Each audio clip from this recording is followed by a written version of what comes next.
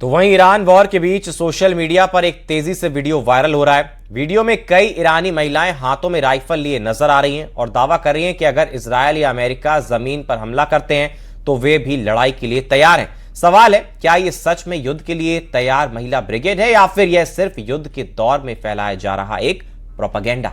देखिए।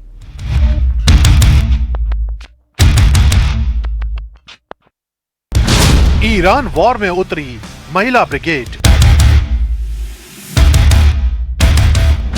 AK-47 के साथ सड़कों पर ईरानी महिलाएं।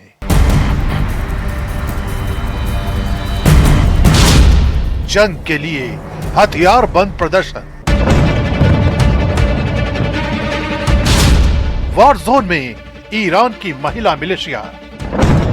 ये युद्ध ईरान के लिए अब सिर्फ सीमाओं की लड़ाई नहीं रहा, बल्कि साख और अस्तित्व की जंग बन चुका है। इसी वजह से तेहरान में राष्ट्रवादी माहौल लगातार तेज होता जा रहा है। सड़कों पर निकलकर लोग युद्ध को लेकर प्रदर्शन कर रहे हैं और इसी बीच हथियारों के साथ ईरानी महिलाओं के वीडियो भी सामने आए हैं। इनमें कई महिलाएं राइफल थामे ये दावा करती दिख रही हैं कि अगर दुश्मन ने जमीन पर हमला किया तो वे भी मोर्चा संभालने के लिए तैयार हैं। इन रैलियों में अक्सर बासिज और IRGC से जुड़ी महिला इकाइयों की मौजूदगी देखी जाती है। इनका मकसद सिर्फ प्रदर्शन नहीं, बल्कि यह संदेश देना है कि युद्ध के इस दौर में ईरान का समाज एकजुट होकर खड़ा है। वायरल वीडियो में दिखाई दे रहा है कि कई महिलाएं प्रदर्शन के दौरान हाथों में राइफल लेकर नारे लगा रही हैं।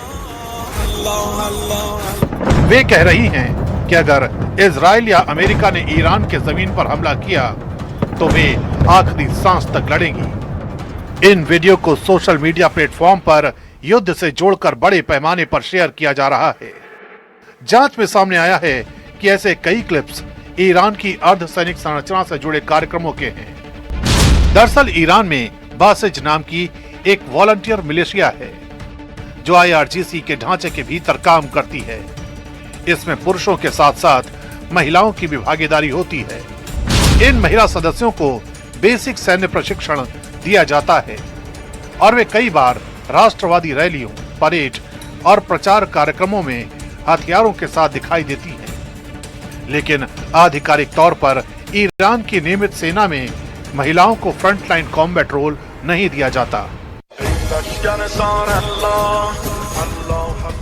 यानी युद्ध के मैदान में सीधे लड़ाई में उनकी तैनाती आमतौर पर नहीं होती। यही वजह है कि वायरल वीडियो को लेकर ये सवाल भी उठ रहा है कि क्या यह असली युद्ध की तैयारी है या फिर युद्ध के दौर में मनोबल बढ़ाने और एकजुटता दिखाने के लिए तैयार किया गया प्रोपेगेंडा। लेकिन इतना जरूर है कि इन तस्वीरों और वीडियो के जरिए ईरान दुनिया को यह संदेश देने की कोशिश कर रहा है कि अगर संघर्ष लंबा खिंचता है तो ईरान का एक एक नागरिक दुश्मन के खिलाफ एकजुट हो सकता है।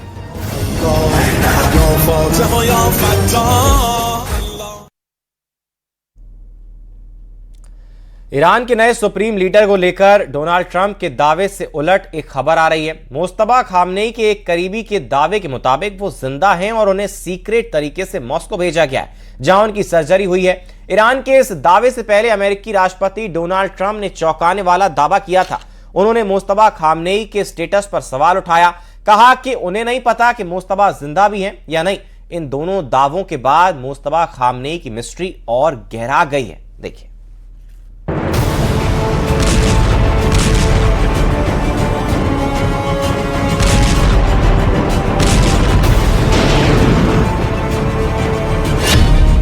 ईरान के नए सुप्रीम लीडर बुरी तरह से घायल हैं।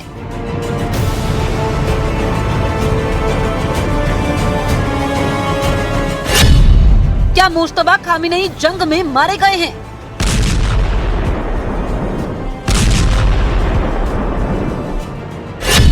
क्या मुस्तफा खामेनेई का मॉस्को में इलाज चल रहा है?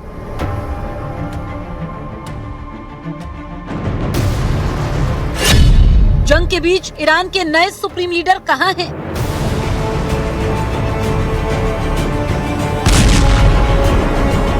पश्चिम एशिया बारूद की गंध और विस्फोट के शोर से थरथरा रहा है। इस बीच ईरान के नए सुप्रीम लीडर मुश्तबा खामिनेई को लेकर तरह तरह की अटकलें तेज हो गई हैं। विदेशी मीडिया में कभी उनके बुरी तरह से घायल होने की खबरें आ रही हैं, तो कभी उनकी मौत का दावा किया जा रहा है। इस बीच ईरान के सुप्रीम लीडर के करीबी ने कुवैत के न्यूज़पेपर अल जरीदा को दिए बयान में दावा किया कि मुश्तबा खामिनेई जिंदा हैं और उन्हें रूसी सैन्य विमान से मॉस्को भेजा गया है, जहां उनकी सर्जरी किए जाने का दावा किया गया। यानी ईरान के सुप्रीम लीडर की करीबी की माने तो मुश्तबा खामिनेई जिंदा हैं, मॉस्को में उनकी सर्जरी की गई है।